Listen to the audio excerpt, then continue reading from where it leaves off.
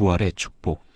말씀 다니엘 12장 2절에서 3절. 땅의 티끌 가운데에서 자는 자 중에서 많은 사람이 깨어나 영생을 받는 자도 있겠고, 수치를 당하여서 영원히 부끄러움을 당할 자도 있을 것이며, 지혜 있는 자는 궁창의 빛과 같이 빛날 것이요, 많은 사람을 옳은 대로 돌아오게 한 자는 별과 같이 영원토록 빛나리라. 하나님 아버지 주의 귀한 동역자들을 한자리에 모아주시고 영과 진리로 예배드리게 인도하심을 감사드립니다. 하나님께는 영광이요, 저희들에게는 한없는 은혜로 인도하여 주시기를 기도합니다. 예수님의 이름으로 기도합니다. 아멘. 지난주에는 사탄의 정체에 대해서 이기는 법을 배웠습니다. 사탄은 언제나 시시탐탐 우리를 노리고 있는데 어떻게 이길 것인지 배웠습니다. 오늘은 부활의 축복을 깊이 돌아보고 은혜 받는 시간이 될 수 있기를 기도합니다. 부활을 믿는 사람은 다른 사람과 다르게 삽니다. 부활은 미래의 위로가 아니라 오늘의 선택을 바꾸는 능력입니다. 부활에 대해서 잘 따져서 이해하고 현재적인 믿음을 가지고 사는 모든 동역자들이 될 수 있기를 기도합니다. 부활을 아는 것과 사는 것은 다릅니다. 요한계시록 1장 3절은 이렇게 시작합니다. 이 예언의 말씀을 읽는 자와 듣는 자와 그 가운데 기록한 것을 지키는 자는 복이 있나니 때가 가까움이라. 부활은 읽고 듣고 지키는 사람에게 복이 됩니다. 오늘 우리는 부활이 있다는 사실을 넘어서 부활을 기준으로 사는 삶을 보려고 합니다. 첫째, 부활은 몸에 대한 하나님의 약속입니다.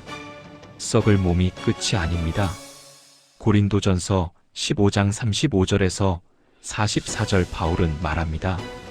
누가 묻기를 죽은 자들이 육의 몸으로 심고 신령한 몸으로 다시 살아나며 어떠한 몸으로 오느냐 하리니, 어리석은 자여, 내가 뿌리는 씨가 죽지 않으면 살아나지 못하겠고, 또 내가 뿌리는 것은 장래의 형체를 뿌리는 것이 아니요 다만 말이나 다른 것의 알맹이 뿐이로되, 하나님이 그 뜻대로 그에게 형체를 주시되 각 종자에게 그 형체를 주시느니라.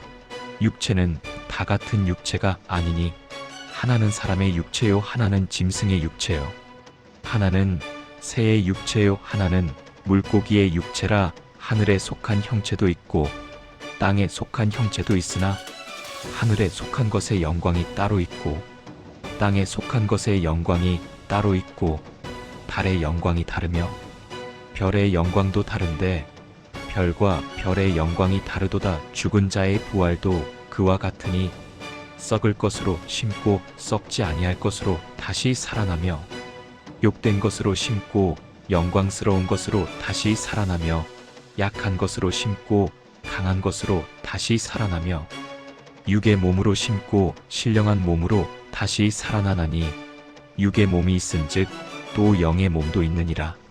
지금의 몸은 약하고 병들고 늙고 결국 무너집니다. 그러나 부활의 몸은 영광스럽고 강하고 썩지 않습니다. 그러나 하늘에 예비된 집은 어떠합니까? 고린도후서 5장 1, 2절을 보십시오. 만일 땅에 있는 우리의 장막집이 무너지면 하나님께서 지으신 집 곧 손으로 지은 것이 아니요 하늘에 있는 영원한 집이 우리에게 있는 줄 아느니라. 참으로 우리가 여기 있어 탄식하며 하늘로부터 오는 우리 처소로 덧입기를 간절히 사모하노라. 손으로 지은 집이 아니요 하늘에 있는 영원한 집입니다. 이 땅의 인생은 천막입니다. 부활신앙은 이 땅에 집착하지 않게 만듭니다. 그러므로 우리는 주님과 함께 거하는 소망을 가져야 합니다. 고린도후서 5장 8절에서 10절을 보십시오. 우리가 담대하여 원하는 바는 차라리 몸을 떠나 주와 함께 있는 그것이라. 그런즉 우리는 몸으로 있든지 떠나든지 주를 기쁘시게 하는 자가 되기를 힘쓰노라. 이는 우리가 다 반드시 그리스도의 심판대 앞에 나타나게 되어 각각 선악간에 그 몸으로 행한 것을 따라 받으려 함이라. 바울은 몸으로 있든지 떠나 부활에 이르든지 주를 기쁘시게 하는 자가 되기를 힘쓰라고 합니다. 부활은 죽음 이후를 말하지만 동시에 심판과 상급도 말합니다. 둘째, 부활은 인생의 가치 기준을 뒤집습니다. 바울의 가치 전환을 한 것을 볼 수 있습니다. 빌립보서 3장 7, 8절 그러나 무엇이든지 내게 유익하던 것을 내가 그리스도를 위하여 다 해로 여길 뿐더러 또한 모든 것을 해로 여김은 내 주 그리스도 예수를 아는 지식이 가장 고상하기 때문이라. 내가 그를 위하여 모든 것을 잃어버리고 배설물로 여김은 그리스도를 얻고 내가 유익하던 것을 해로 여김은 그리스도를 얻기 위함이라고 고백합니다. 부활을 믿지 않으면 손해가 두렵고 부활을 믿으면 영혼을 기준으로 계산합니다.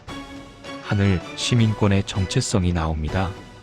빌립보서 3장 21절을 보십시오. 그러나 우리의 시민권은 하늘에 있는지라 거기로부터 구원하는 자 곧 주 예수 그리스도를 기다리노니 그는 만물을 자기에게 복종하게 하실 수 있는 자의 역사로 우리의 낮은 몸을 자기 영광의 몸의 형체와 같이 변하게 하시리라. 우리의 시민권은 하늘에 있습니다. 우리는 시민권이 두 장입니다.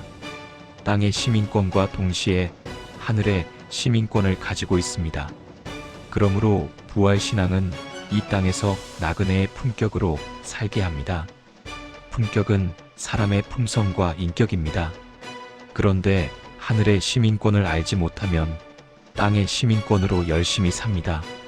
이에 온 세상을 얻고도 목숨을 잃으면 무슨 소용이 있고 유익이 무엇이냐고 묻습니다.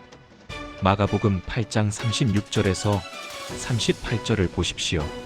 사람이 만일 온 천하를 얻고도 자기 목숨을 잃으면 무엇이 유익하리요? 사람이 무엇을 주고 자기 목숨과 바꾸겠느냐? 누구든지 이 음란하고 죄 많은 세대에서 나와 내 말을 부끄러워하면 인자도 아버지의 영광으로 거룩한 천사들과 함께 올 때에 그 사람을 부끄러워하리라. 부활이 없으면 성공이 전부지만 부활이 있으면 영혼이 전부입니다. 사람이 역전이 됩니다. 셋째, 부활은 상급과 보상을 분명히 약속합니다. 현세와 내세의 보상이 따름을 보여주십니다.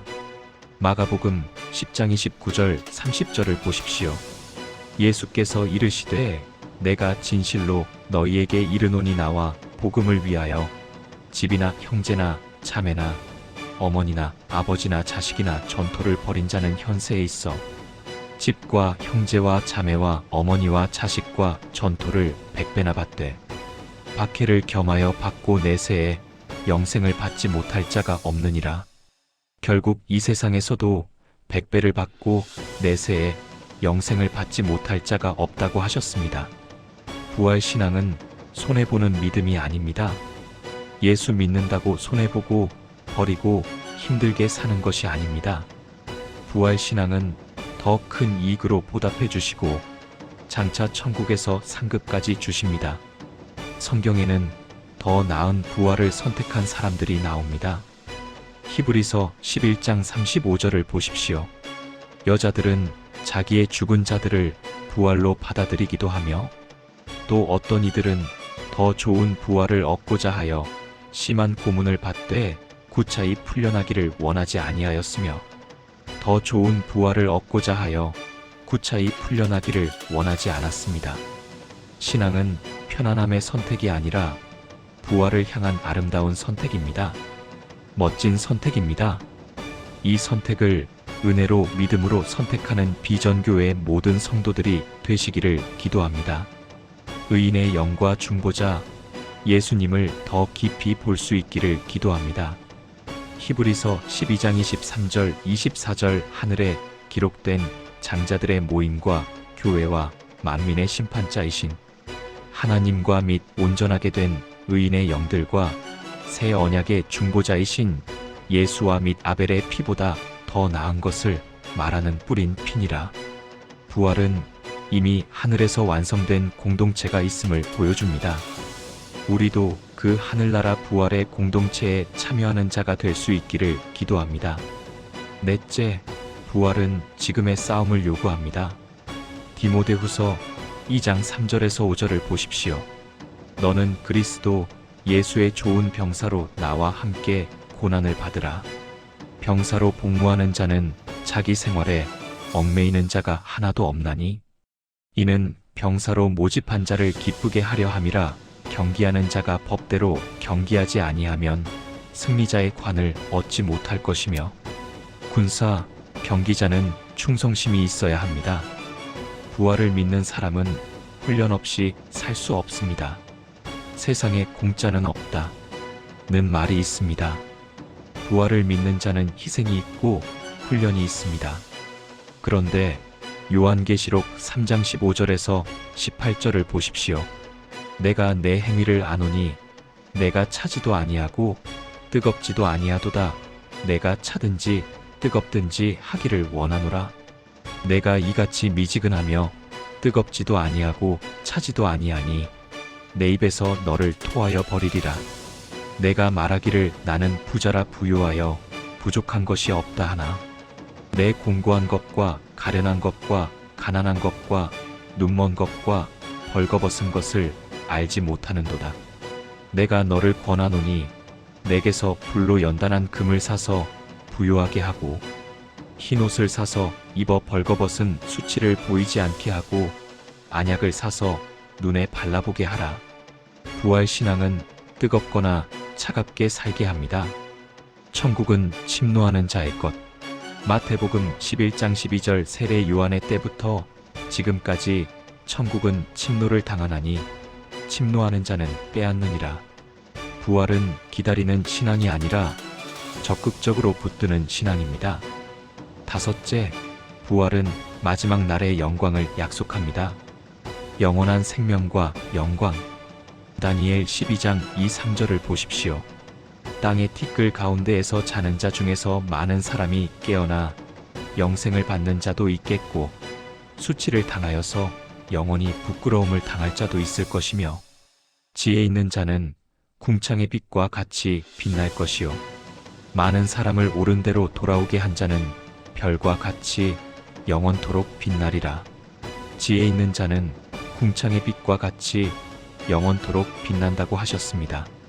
상급을 들고 오시는 주님. 요한계시록 22장 12절을 보십시오. 보라, 내가 속히 오리니 각 사람에게 그 행한 대로 갚아주리라. 행한 대로 갚아주신다고 하십니다. 결론적으로 부활은 막연한 신앙이 아니라 우리 삶의 태도입니다. 사랑하는 성도 여러분, 부활은 장례식의 위로가 아니라 삶의 태도입니다. 오늘 주님은 묻습니다. 너는 무엇을 위해 살고 있느냐? 부활을 믿는 사람답게 살고 있느냐? 결단 초청. 이 땅의 계산을 내려놓고 영혼의 기준으로 살기를 원하는 분, 미지근한 신앙에서 돌이키기 원하는 분, 마음으로 주님 앞에 서십시오. 담대히 믿음으로 부활 신앙 위에 서십시오. 기도하겠습니다. 부활이신 주님, 오늘 우리의 가치 기준을 바꾸어 주옵소서. 썩을 것을 붙잡는 인생이 아니라 영원한 것을 위하여 사는 믿음의 사람 되게 하옵소서. 다시 오실 주님 앞에 부끄럽지 않도록 오늘을 거룩하게 살게 하옵소서. 예수 그리스도의 이름으로 기도합니다. 아멘.